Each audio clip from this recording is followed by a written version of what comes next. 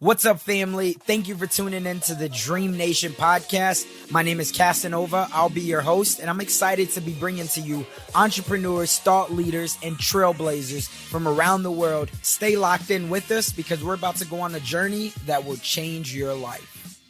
What's up, Dream Builder? We are back again, and we have an episode that I'm excited to bring to you because no matter who you are or where you are in your journey in life, you have some information inside of you that I know can inspire somebody else to go out and live a life by their design. And so today we have the master, my brother on the show, Mr. George Pitts, who's going to teach us exactly how to do just that. George, you want to go ahead and say what's up to Dream Nation? What's good, Dream Nation, man? What's happening out there? Appreciate you guys for having me out here today. Oh, man, it's a blessing to have you on. Now, for anybody that doesn't know, you have been able to make impact on thousands of lives by teaching them how to monetize anything that they have. And we know that from outside looking in, we see Superman. And I always like to give the proper introductions. The way that I do that is I compare us as thought leaders, entrepreneurs, change makers to superheroes. And the reason being is because we're constantly flying around the world. We're putting on that cape and we're trying to solve some of the world's biggest problems. And so my question for you is, we all know who Clark Kent is behind that Superman. But what we don't know is who is that Clark Kent behind the superhero that we know as George Pitts. So if we could take it all back to when you were just a young boy, tell us who is the man behind the S on the chest when it comes to George Pitts? Man, I would say, the man behind the cape, started off as an entrepreneurship from the beginning. So when I was younger, man, I was raised by my grandmother. My mom was around. My dad, he ended up going to prison for 7 years. Of my life. And so my grandparents were like, my mom and dad most of the time because they were that foundation for me. And then my grandfather, he passed away in 95. And that was a big deal for me because, he was my step grandfather at that, but he was all we knew as grandpa. And he treated us, better than anyone could ever imagine. And so it took a lot out of me. And so I used to, because my grandfather left me as a breadwinner and my grandmother got this thing called a widow pension, which is basically just a check every month because he had passed away, but it really wasn't much. And at the time it was me, my sister, I had cousins that were older that lived there, and she was taking care of everybody on an 800, well, at the time it was like a 600 and some odd dollar check every month. So what I was doing was I was too young to work at the time. I was only about 13, probably even younger than that. So I started cutting yards. What happened one day, man, was that I was cutting my grandmother's yard, and one of my cousins had left a hanger in the yard, and I ran over it and jacked up the blade. So at the time, man, I had 7 yards that I was cutting in the neighborhood, and I was like, man, how am I going to cut these yards? So I had to reach out to some of my friends who had lawnmowers. I said, look, you go cut this yard over there, I'm going to give you $10. And so they're like, okay, cool. Now I was getting 20 for it. So now I had these people cutting lines for me, and I'm splitting it, but I'm not having to do any other work, which was nice. So then I was like, yo, this could be something here. And I was only doing it on the street that we lived on, right? So I started going to the streets behind us and knocking on doors, man. And before I knew it, I had about 25 lines. And that's how I was able, once we got all that money coming in, I was able to take my grandmother's lawnmower to this place called Cornford's Key Shop. It was a key shop place that made keys, but they also had a lawnmower repair shop in the back. And so I took it down there. They fixed it after a couple of days, and I was back in action. But I kept everybody working. And, every day they would come to my backyard. We had alleys where I lived. And so we all traveled through the alleys on our bikes and stuff, and they would come to the back, and I'm like, how many yards did you do today? They're like 3. I'm like, okay, here's $30. How many did you do? I did 2. Here's 20. And man, it was just something that continued to progress. So I've always had that entrepreneur spirit in me, or whatever, so to speak. No, man, I love that. And it's so crazy because for me, when I first started out, and I tell people, I don't tell it too often, but when people say that what was like my first entrepreneur thing, and I remember for me, same thing. I didn't have really anything. I was never deprived of love and support, but I didn't have a lot. But here's what my first ever thing was. I started going to the gas station, right? Because one, they had the penny candy. back then when you can get, Tootsie Rolls and all that for 5 cents, 10 cents, or even quarter. So it was there. But then one day my buddy and I, we like, yo, what about if we just ask people if we could pump their gas, right? In hopes to get tips. So what happened, this was before everybody was using debit cards and credit cards at the ATM, or not at the ATM, but at the gas pump, right? So for us, when you come back outside, we'd be waiting right there. And I say, hey, mister, do you mind if I pump your gas? Right. And I'm just trying to serve you in hopes that obviously you would give me $1, $5, whatever it was. And if I remember, it was like within that first week, one night I walked out of there and we was only there for 2-3 hours, but I walked out of there with like $50. And I was like, oh man, because it was just good to see a young brother or even a sister, right? I'm sure this is how people were looking at it, that look, there's a whole bunch of crime going on in this world. Right. And this young brother's out here trying to do something to be better. Right. And like, you got to give credit to that. And so I think that a lot of the times when you're taking action, which is what I heard from you at an early age, you're going to knock on doors. Right. And people see it like, what this little boy want? He's selling candy or something. He's just trying to ask for some money. But it's like, no, hey, I see your lawn maybe isn't how you want it to be. Can I serve you? From there, man, you start to win. So I loved hearing that. It's crazy. So fast forward though, and like what I want to know is, how did you get into what you're doing right now, right? Because there's a lot that we're going to uncover into all of this, but you've been able to teach people how to monetize anything. How did that come about? Man, let me tell you exactly what happened. I was working a job, a W-2 job in the summer, and I was on contract. My background is in IT. So I was working in the IT department for this large hotel chain at one of their business offices. And so I was on a contract. So that's just like where you're on a project. Once that project's done, your contract's over, you got to go find another job. And so everybody there loved me. They love my personality. So they're like, George, we know your contract's up, but we really want to keep you around. But the only places we got an opening is in payroll. Would you be willing to come here? You become a full-time employee, make more money, you're going to get benefits, all that good stuff. Yeah, I'm a newlywed. We live in paycheck to paycheck. You talking about you gonna pay me $1.50 more than what I make an hour? Where I gotta go? Right. And so they hired me, and man, I struggled in that position. Again, my background's in IT. I've never done anything like payroll, accounting, all that other stuff. There were people that were getting checks that were too low, too high, because I was over. You get so many hotels that you're over their payroll, and all my hotels were Hawaii hotels, so they're 4 hours behind us. Actually longer than that. No, it is 4 hours. I can't remember. But anyway, they got different laws, different taxes that come out, and it was just different. So I went to my director and I was like, man, I'm struggling. I said, her name was Kylie. I was like, Miss Kylie, I'm struggling. They put me in this position. I appreciate it, but I really need some training. They just put me in here and gave me this binder and said, read this and just do everything it says.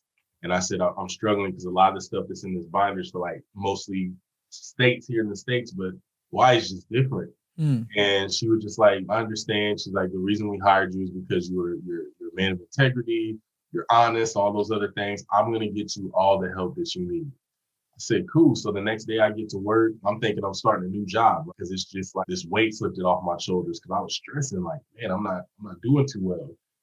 And I finished the day out, and at the end of the day, my supervisor, she came to me, she's like, George, will you walk me out? We're getting ready to leave. I said, sure. And she's like, before we go, let's stop by HR. Just need to drop off these papers. And I said, okay. So I'm sitting there. She goes into the HR director's office. I'm sitting there just standing at the door waiting, got my backpack. I'm ready to go. And then the HR director comes out and says, Mr. Pitts, are you ready? And I was like, yeah. Like, what do you mean? I'm thinking she's walking out with us. And Wendy walks past me and kind of, it was just weird. And so I'm like about to walk out and the director's, no, come here. And I'm like confused, she's confused. So I get in there and she's like, so I understand you're looking for new opportunities, that you're going to explore other opportunities and you're deciding to leave us. I was like, what?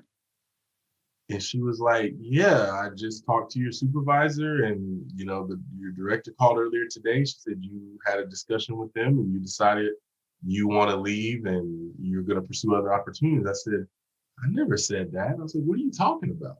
You got the right person? Yeah. And she looked at me like, and she could tell like we both been set up. They didn't tell me. They didn't really tell her. They had her do the dirty work. Got it. But she leaned over like this and was like, Mr. Pitts, listen, we live in an at-will state. What at-will means is that if we can let you go for any reason. She's like, you can say this was a big misunderstanding. You can report back tomorrow and they can get rid of it. Then it goes down to termination. What I'm going to recommend is that you take this and I'm going to give you a month of severance. All right. That's the best I can do. And I'll put you down as rehireable. But I would take this if I was you. This is 2 weeks before Christmas, December 15th. I'll never forget it. How many years ago? This was back in 2009. So it was roughly 11 years ago. Yeah. And I remember getting in my car. I'm like in a daze. I'm confused. What just happened? I'm a newlywed. We only been married a year. We got these car payments. We just moved into this new apartment. It was more expensive than where we lived before. All these things were going through my head. And so fast forward, man, my wife was getting ready for work the next morning. You know, I told her what happened. The next morning, she's leaving. She about to go find, what's her name, Kaya? No. She about to go find her. I'm about to cut her. She got to get cut. Man, listen, it was crazy, man. So my wife was getting ready for work and I was sitting in her car because she used to go to work early in the morning. So I was sitting in her car and let it warm up at 6 in the morning because it was wintertime while she was getting ready. When she left, man, and I saw her leave, I was just like, my wife's going to work to take care of me. And it just made me, as a man, it made me feel some, you know what I'm saying? You know what I'm talking about. Oh, yeah. Feel some type of way. I can't describe it. It just, You're supposed to be the provider. Laid in bed from 6 in the morning. It was like 5:48 or something. I remember looking at the clock when I walked in the house. It was 5:48 on the stove. And I got in bed and I laid there from 5:48 in the morning to noon, getting depressed.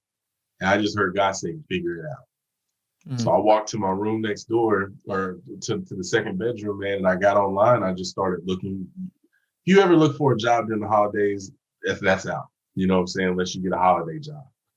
So I started researching. I joined these forums, man, and I ended up finding out about you can get work at home jobs to do customer service for people. So I ended up getting a work at home job with QVC and Best Buy. I would do QVC in the mornings, which are people calling about their orders. Hey, when is it coming? Is it going to be here before Christmas? Same thing with Best Buy. So all day I'm taking calls for QVC and Best Buy for like 10 hours a day because I'm not making that much money. I was making $16.50 an hour at the Hyatt, you know, where I was working.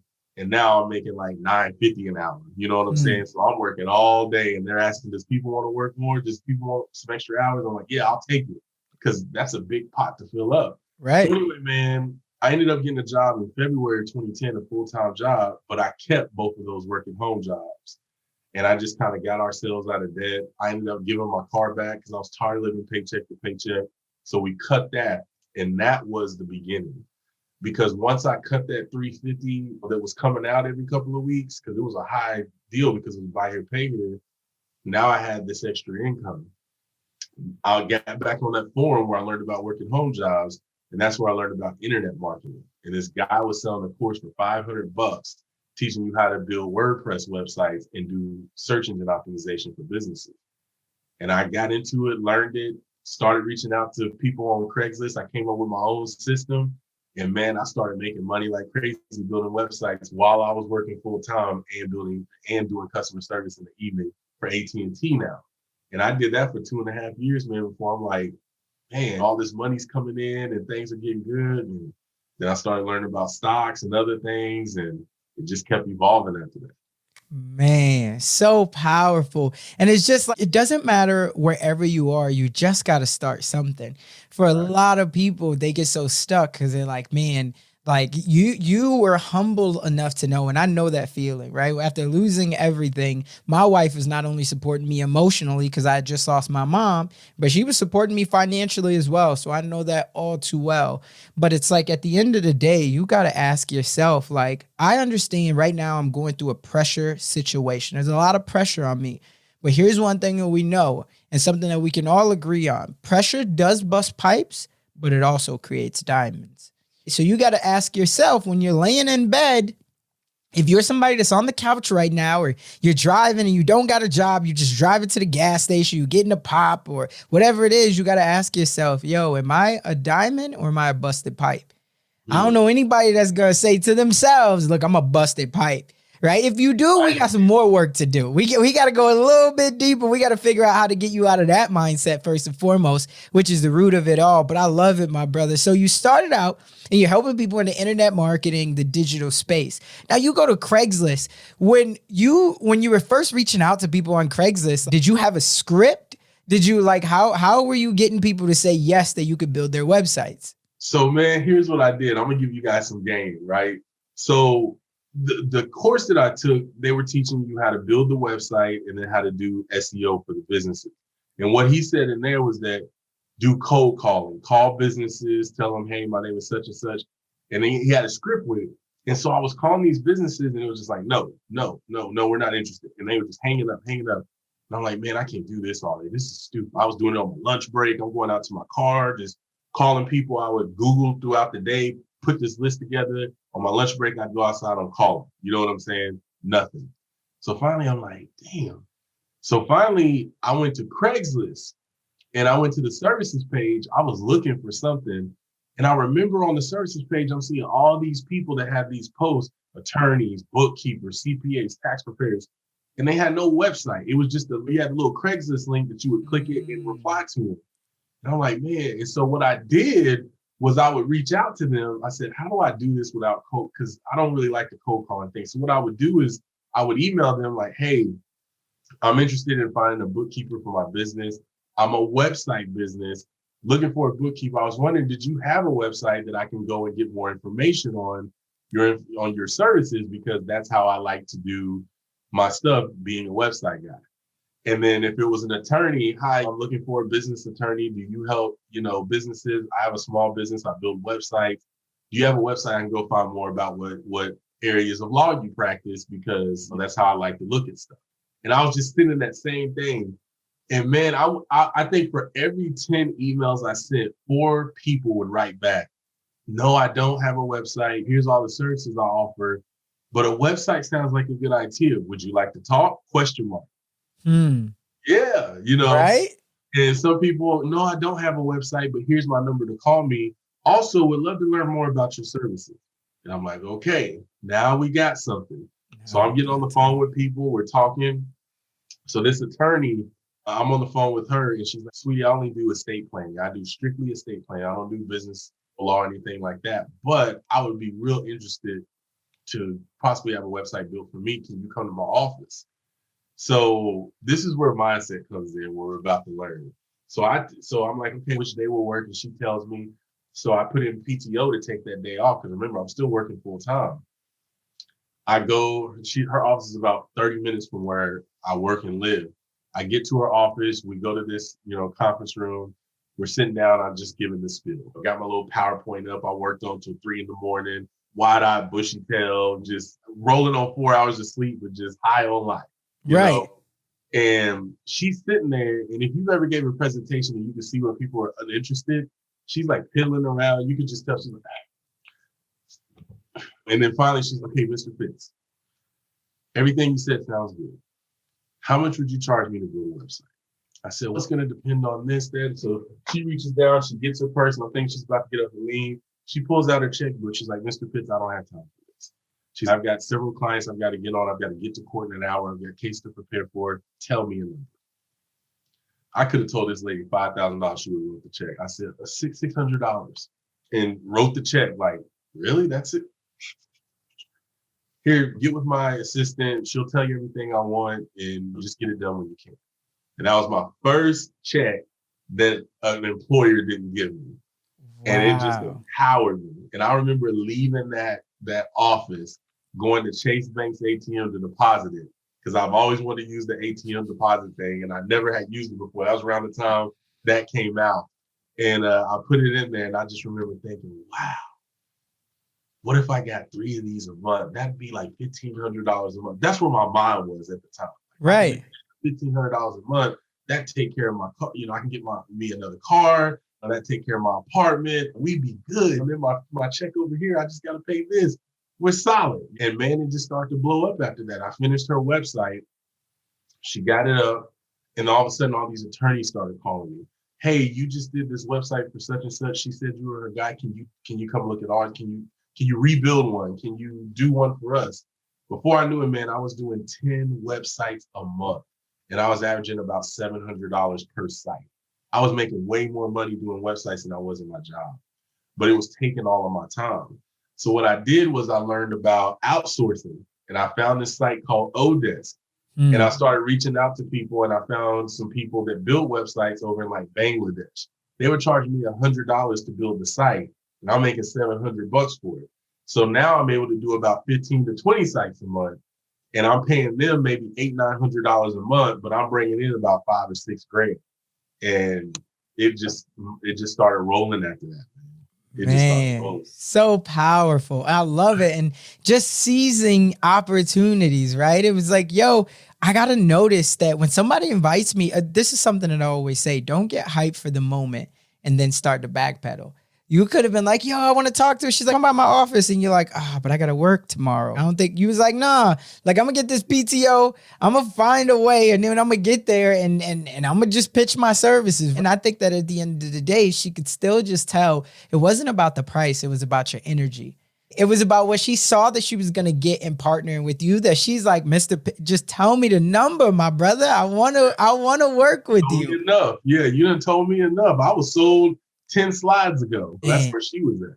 I love it, man. And it's so dope to hear situations like that because there's always different seasons. And you could, I'm imagining you could look back at that time and like, yo, there was a time where I couldn't even get out of bed. Now I'm cashing checks that I earned that I didn't have to necessarily even trade my time for money for. So that's so powerful when you say that. Fast forward though, now you've been able to teach other people how they can monetize anything. So talk to me about that. Like what? Because for somebody out there right now that says, listen, I don't want to build websites. I don't know anything about building websites. I don't even know where to find a program like that for $500. I don't got $500. And if I did get it, I'm scared I might get ripped off. So how do I figure out what I can do to be able to accelerate my path on figuring out how I can monetize my information? What's that first step for me? So the first step is you got to find out what people want, and what you got to, and let me rephrase that, what people would want from you. And the way that you find that out is by identifying what you have to offer, right? If you walk into a Walmart has tons of things to offer, right? But versus if you walk into a shoe store, they just have shoes to offer. So you just got to figure out what people want from you. And what I did, or how it worked for me, I won't spend too much time on this story, but once I was making all this money, I saved up a few grand and I bought an iPhone 4S. That was the first iPhone I ever purchased.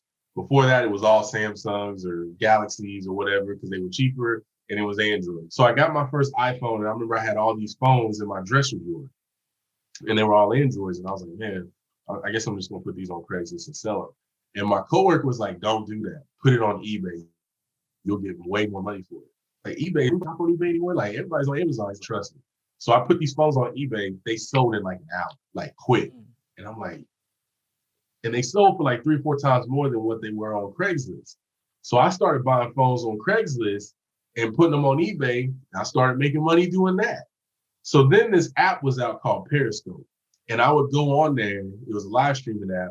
And I would just go through my day. Like maybe, hey, I just got shipping the phones. Let's see what they look like. Or, hey, let's see what eBay sales look like. And people started asking me, do you teach that? Do you offer coaching for that? And at the time, I didn't know coaching. I didn't know nothing. I was like, nah, I don't do any of that stuff. And people wanted to pay me to teach them that. And so what I did was, instead of just taking their money, I ended up hiring someone, this coach that was a sales coach, to teach me how to be a coach because I didn't know how to do it. He taught me how to set up my systems, different things like that. And then that's when I offered my first course. And that was an eBay course. Now, let me tell you what happened with that, because people need to hear this part. This is imposter syndrome at its finest. I went live, I made my title, you asked, here it is, and all these exclamation points. So I had like 30 people come in my live, which at the time was a lot of people when that came out. It was a lot of people. And all these people was like, what is it? What's going on? And I was like, you guys have been asking me for a long time about this eBay course. I'm going to do it live. I'm going to teach you guys how to do it. Here's the link to go and sign up for it. The class starts Friday. So at the time I had it up for $97 and like 6 people signed up. And I remember this guy that I was a part of this Facebook group with, that it was all like online entrepreneurs. He's like, hey man, how's the launch going? I was like, it's going pretty good. I got 6 people that signed up. I was like, okay, cool. How much you put it on there for? I said $97. He said, hey, go take that down. I was like, what? He said, go take it down right now. He said, you need to sell that course for $497. I said, what? He said, that's a $500 course. You need to sell for $500. I said, I can't do that. He's like, why? He's like, you're teaching them how to make a bunch of money. $97, nah, take it down. And man, we were on the phone for an hour going back and forth. Finally, I agreed to put it at $297. And he was like, all right, but you can't do it at $97.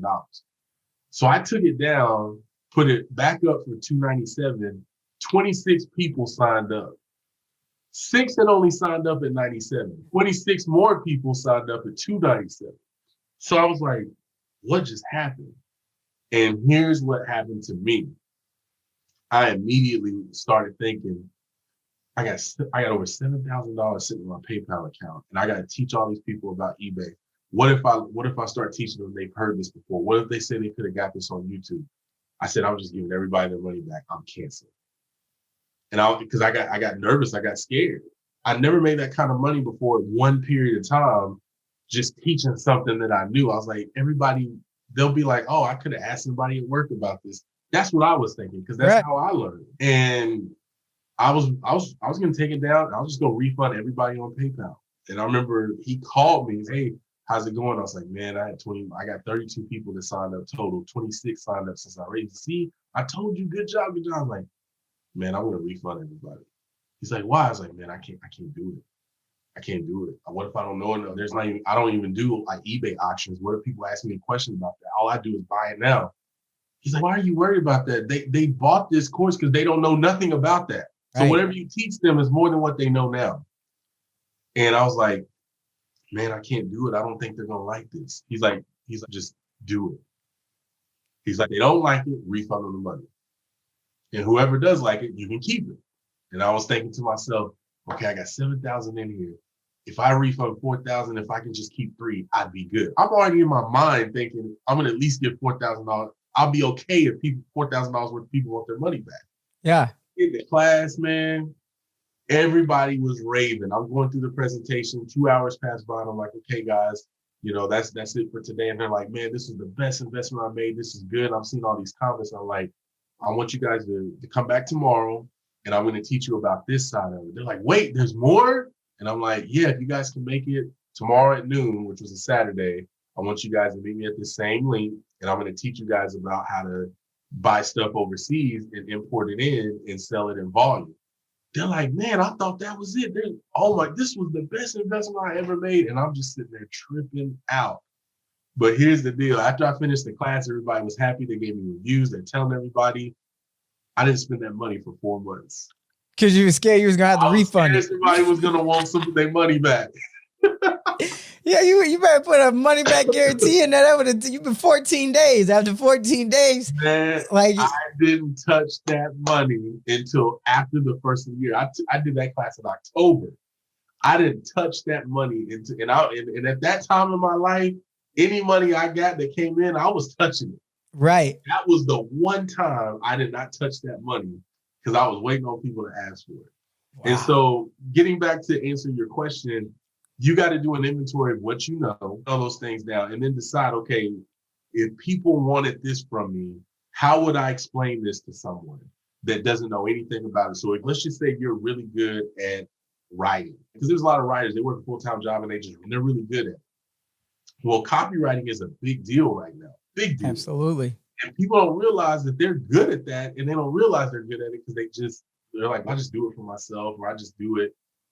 But think about how you would teach someone how to get in the mode of writing a good story or writing a good persuasive copy or articles. Some people got blogs that many people don't know about, and it's good content. I've seen good blogs that's got great content and like not a lot of traffic.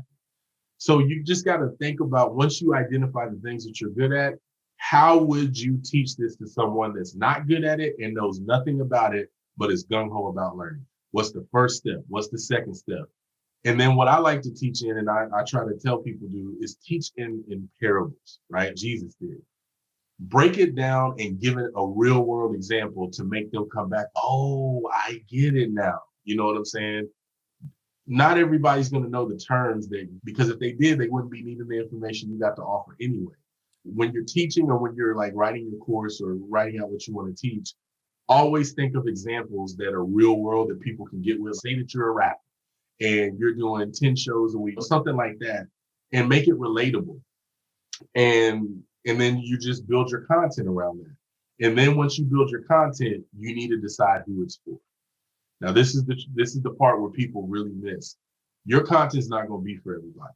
So when you're sitting up here thinking, I don't know if anybody's going to want this, not everybody's supposed to want it. Not everybody's going to want it. But you need to know who would want it. Is it a single mother or father? Or is it a couple that's married and ready to get their finances in order? Is these people professionals, or do they work in a call center? Do they have a high school diploma? Do they got kids? What is their why? Their why is they want a better future for their kids because they were raised by their grandparents and because their mom was always working all the time. And so they don't want to give that life to their kids. What is their why? And then you speak to those things. You put content out there around those things that's going to grow your audience and influence, because people are going to be like, that's me. Or I feel like they're talking to me. I've made so many posts doing this where people are like, why are you always in my head? Why are you always, every time I'm thinking about this, you post something. How do you know all this? It's because I already have in my mind who my content is for. So guess what happens? When the people that it's for see it, they attract to it like a magnet. So then when I make a post of, hey, I got a course coming out, it's going to be this, this, and this, guess who's interested? All the people that I've been speaking to leading up to. I love it, man. So much fire there. And that goes against the contrary of what most people do. They try to decide that up front. Who do they want to make things for?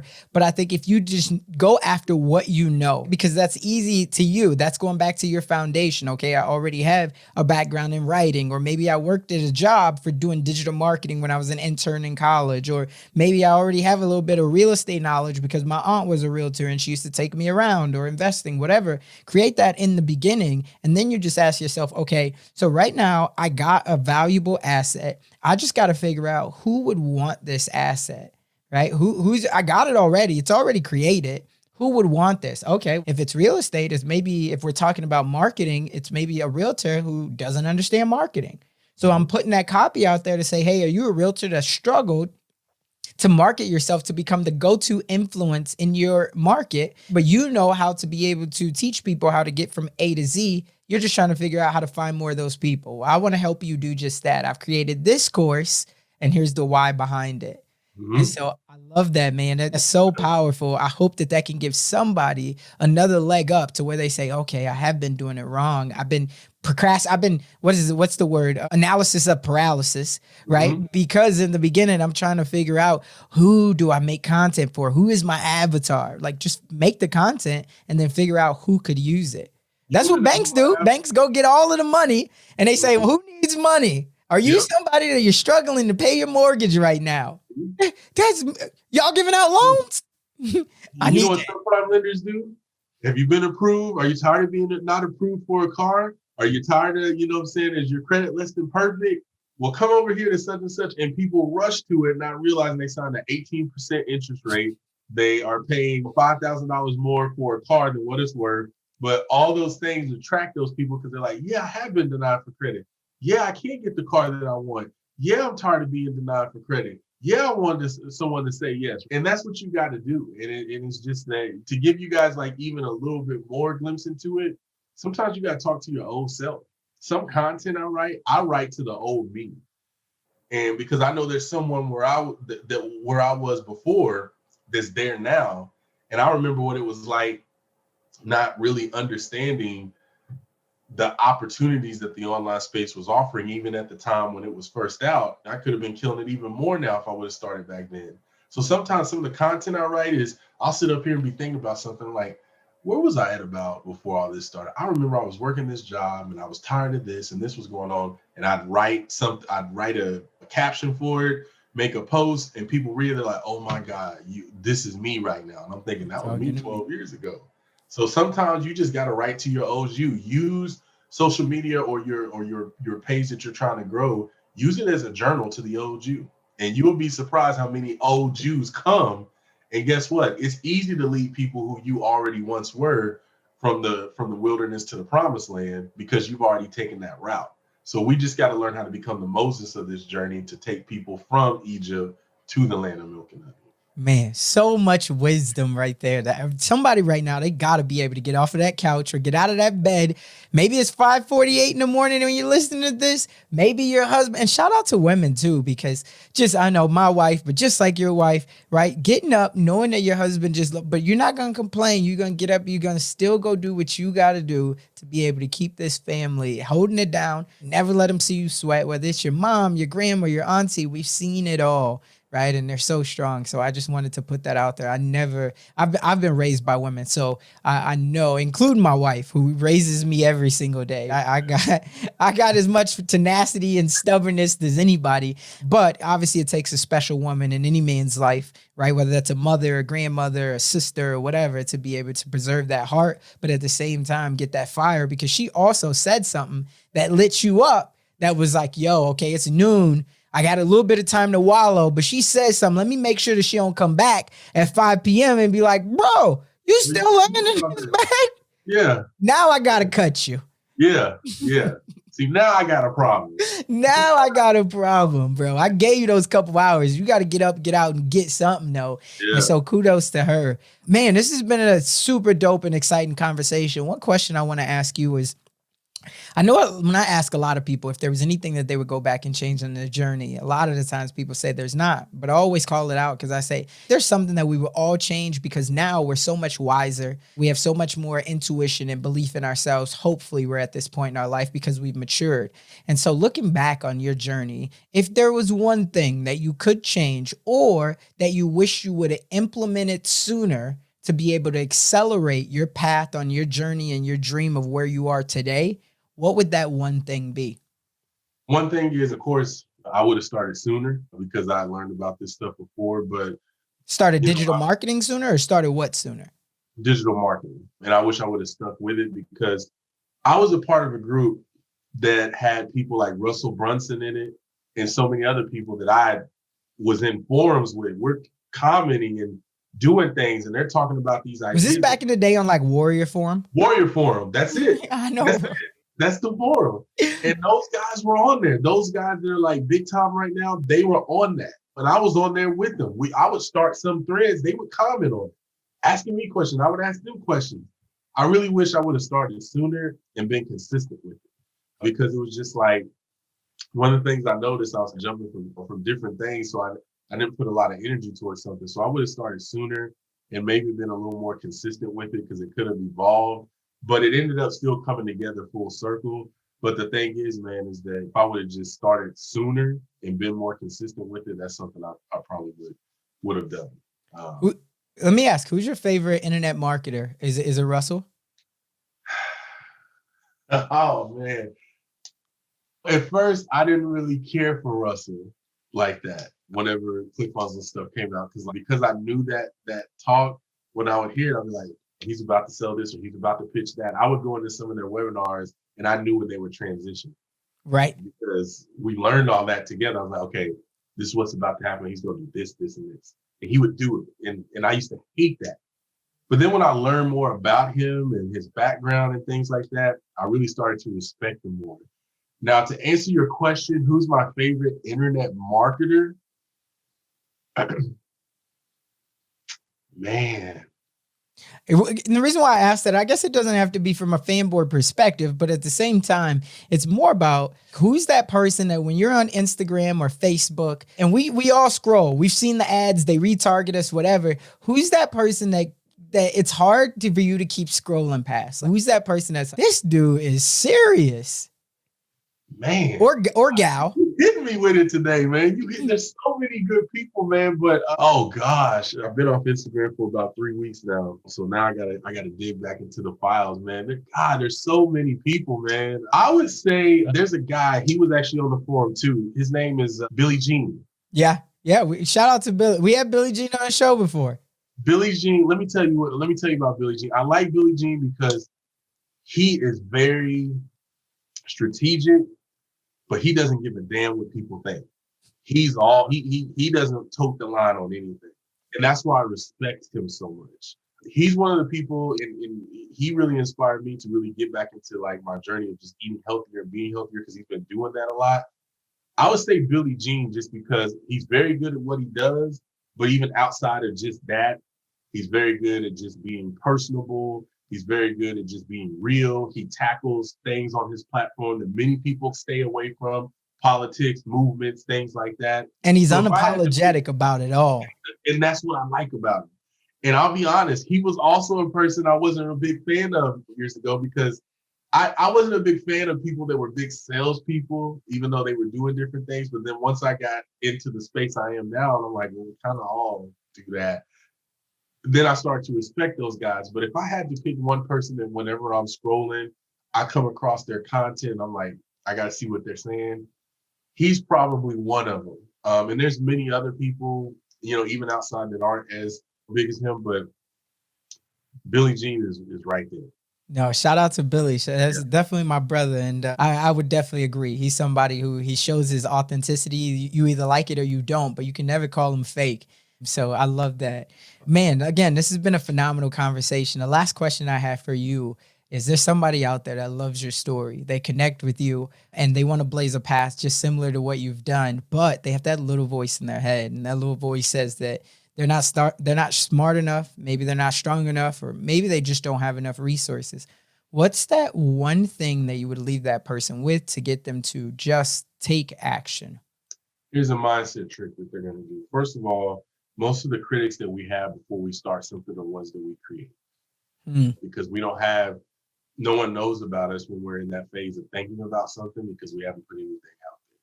So what I would say is, think of the person that pissed you off in your life, that you just think about, that you would just be like, man, this is what I would do if I could be in the room with that person. How would you eliminate that person? And you need to do that to the voice in your head, because that's the person. What if they say I shoot him? You need to shoot that person in your head. But you don't need to go and shoot the person out there. Let me just say that. If they like, yo, if I saw him right now, like, no, but you got too much to lose, fam. You gotta eliminate the critic that you create in your head. We think this person's gonna say I'm not smart enough. They don't like my voice. What if my camera quality's not good? What if they don't like my wig or something? They point out I'm wearing a wig or something like that.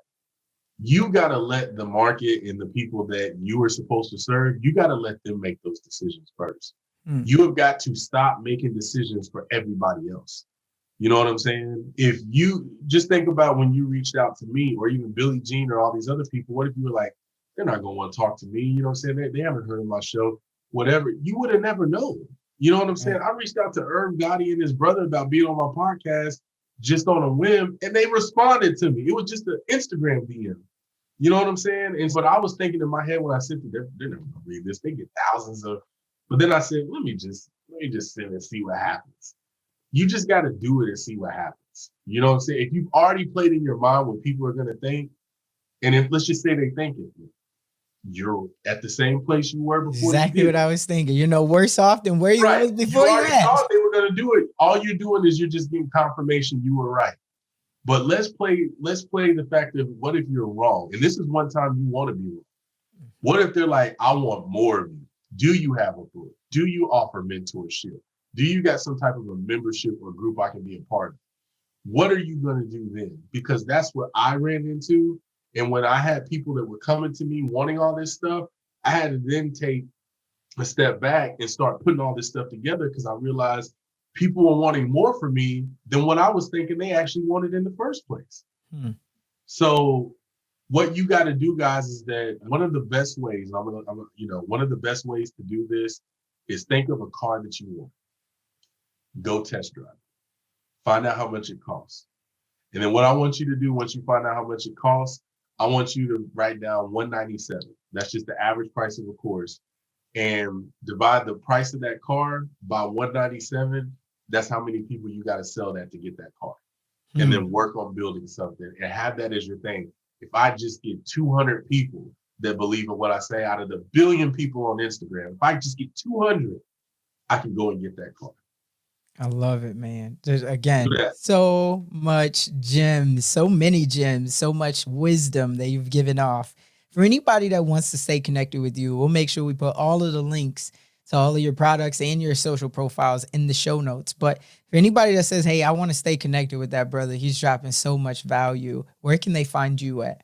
So they can find me on all platforms at Mr. George Pitts. That's Twitter, Facebook, primarily on Instagram and Pinterest. Soon to be on YouTube very soon. If you want to check out my podcast, the Monetize Everything podcast, that's on all podcast platforms, Spotify, Apple, Stitcher, you name it, it's out there.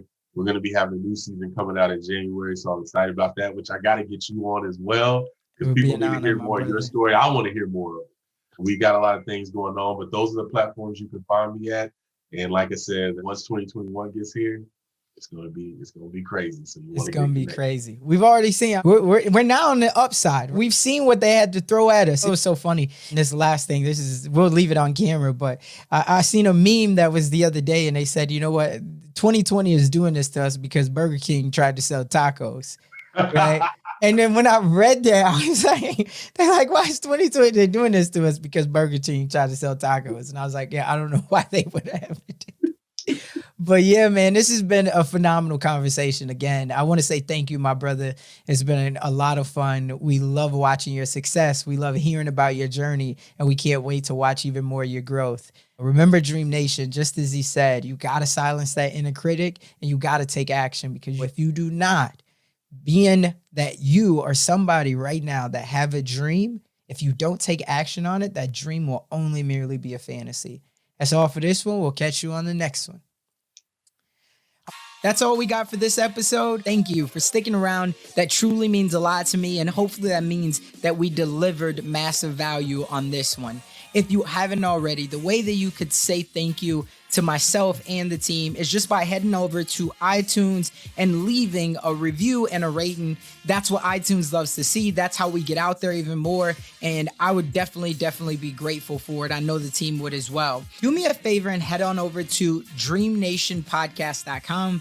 That's where you're going to be able to find all of the resources that we talked about in today's episode, as well as more exclusive content. And you'll also be able to sign up to our email list where we have more exclusive content. And we always love to hear the feedback from you all, because you're our tribe. So remember, in the dream we trust, we'll see you on the flip side.